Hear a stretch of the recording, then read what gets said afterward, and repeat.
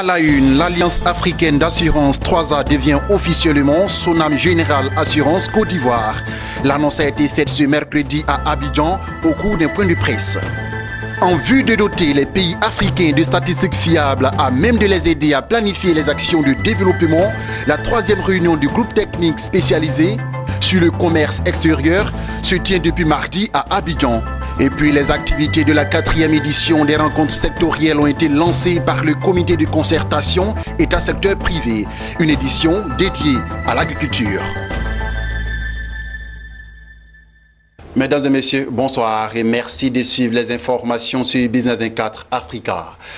L'Alliance africaine d'assurance 3A devient officiellement Sonam Général Assurance Côte d'Ivoire. Elle adopte ainsi la marque du groupe Sonam, présent sur le marché sénégalais depuis plus de 40 ans. L'annonce a été faite ce mercredi au cours d'un point presse. Jérémy Aouré et Lignon Gilbert. Face à la presse, entouré de ses plus proches collaborateurs et en présence de Lucien Agbia, directeur général de Multiconsult Gestion, lors d'une conférence de presse ce mercredi à Abidjan, Soro Jean, directeur général de Sonam Général Assurance Côte d'Ivoire, était à l'aise pour annoncer la bonne nouvelle. 3A devient Sonam Général Assurance Côte d'Ivoire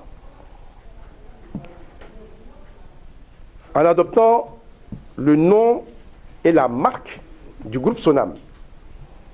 Notre société prend un nouveau départ, comme annoncé tantôt, et affiche ses nouvelles ambitions.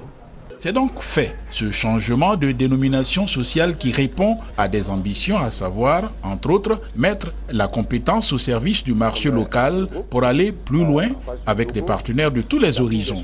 En pareille circonstance, la hiérarchie se veut toujours reconnaissante.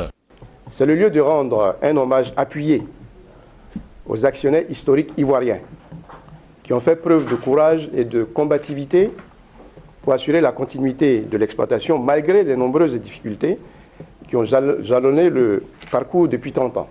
C'est le lieu également de rendre un hommage vibrant à cette double tutelle, CIMA et Direction nationale des assurances, dont l'assistance et les orientations ont permis de surmonter les difficultés auxquelles 3A a été confronté. En dépit de cette aventure nouvelle, les acquis des uns et des autres restent tout de même préservés, d'où l'appel à la fidélisation. Nous sommes en train de nous bonifier qualitativement. Nous avons de nouveaux atouts, nous avons de nouvelles capacités, mais nous gardons pour nous la flexibilité, la réactivité, la rapidité, la personnalisation des relations avec nos partenaires, nos souscripteurs qui bien évidemment sont mieux accueillis, sont mieux suivis, sont mieux servis, puisque c'est bien ça également l'objectif que nous visons. Et puis à tous ceux qui ne sont pas encore souscripteurs chez nous, nous sommes adossés à un groupe de référence international qui est solide.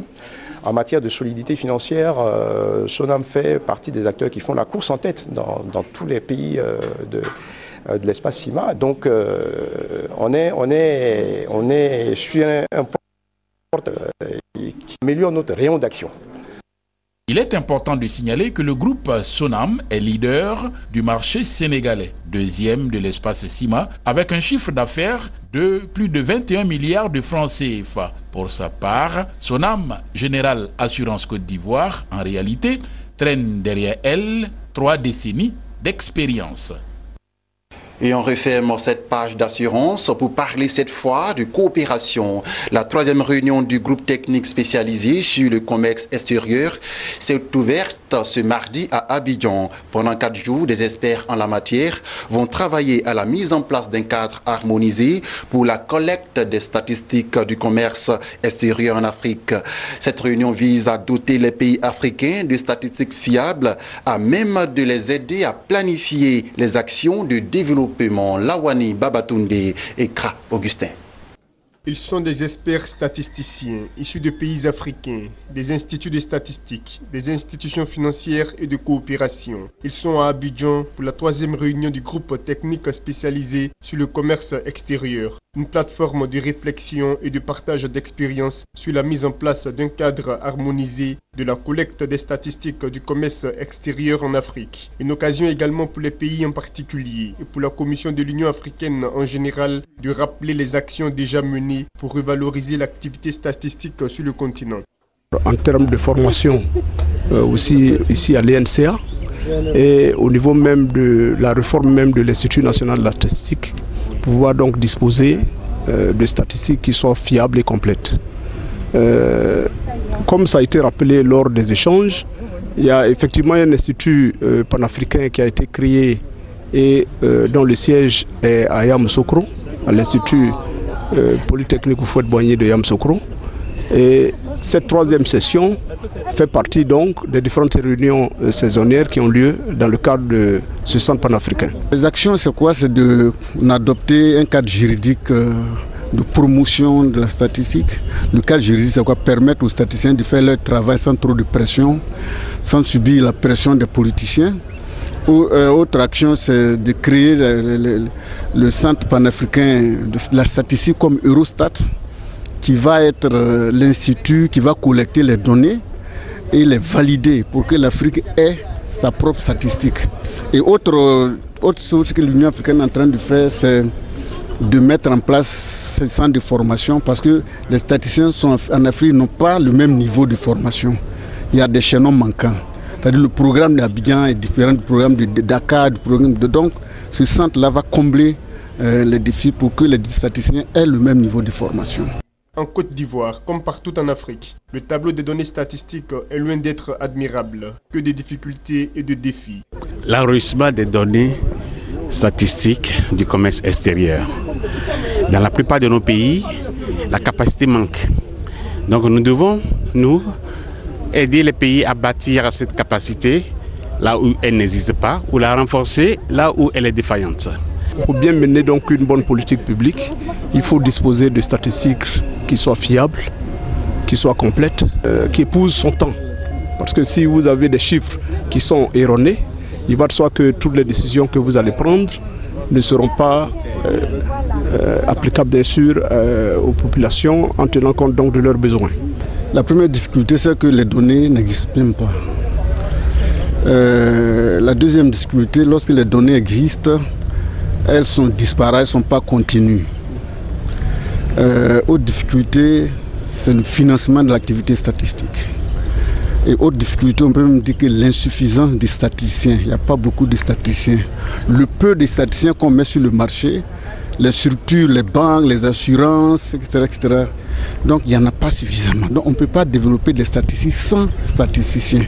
La statistique en tant qu'outil de planification et d'aide à la décision semble indispensable pour les pays africains, des pays qui pour la plupart aspirent au développement dans les années futures. La disponibilité de données fiables et à jour s'avère donc nécessaire. Ce mardi à Abidjan, les activités du comité scientifique de la 4e édition des rencontres sectorielles ont été lancées par le comité de concertation État-secteur privé. Cette édition dédiée à l'agriculture permet d'apporter des réponses aux préoccupations des acteurs du monde agricole vis-à-vis de l'administration publique. Mon désir Nascimento Odifini pour plus de détails.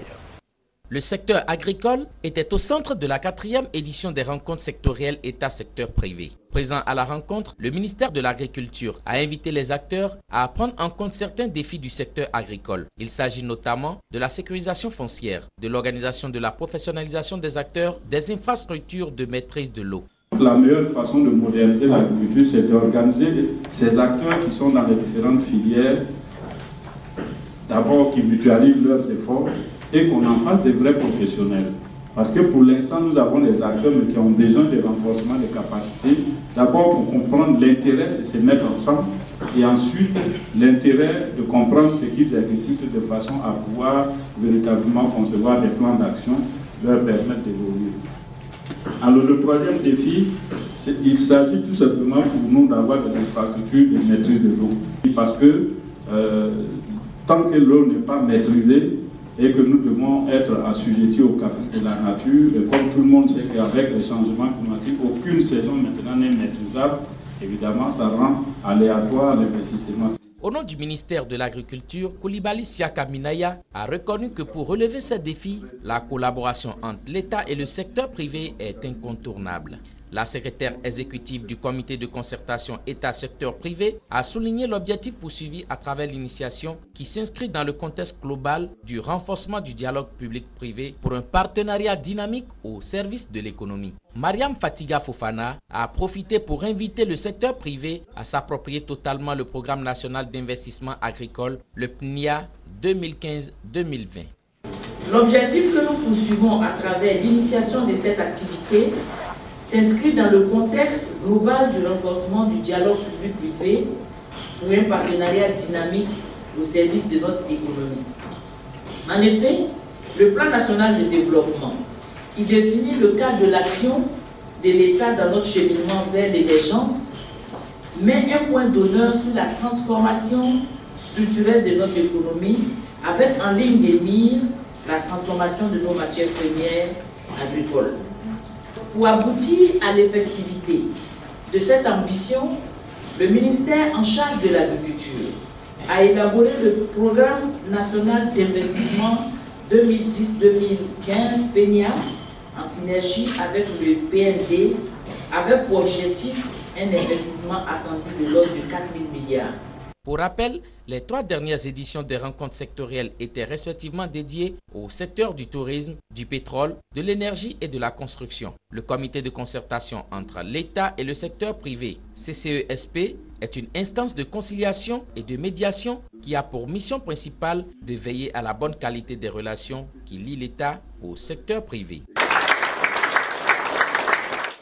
Et nous terminons cette édition par cette information. Sur la période 2017-2019, la Banque africaine de développement BAD s'est engagée à accompagner le plan de relance de l'économie gabonaise à travers un appui budgétaire de 900 milliards de francs CFA. Cette somme, dont la première tranche de 131 milliards de francs CFA a été décaissée au mois de mars, sera étalée sur les 3 ans que dure la mise en œuvre du plan de relance. L'emploi des fonds fera l'objet d'évaluation permanente des équipes de l'institution financière panafricaine engagée aux côtés du Fonds monétaire international et de la Banque mondiale pour donner un coup de fouet à la croissance économique du Gabon. Voilà, c'est la fin de ce temps d'information. J'ai été très ravi de vous l'avoir présenté. Je vous donne rendez-vous jeudi 21h pour un nouveau journal. Restez sur la chaîne de l'économie.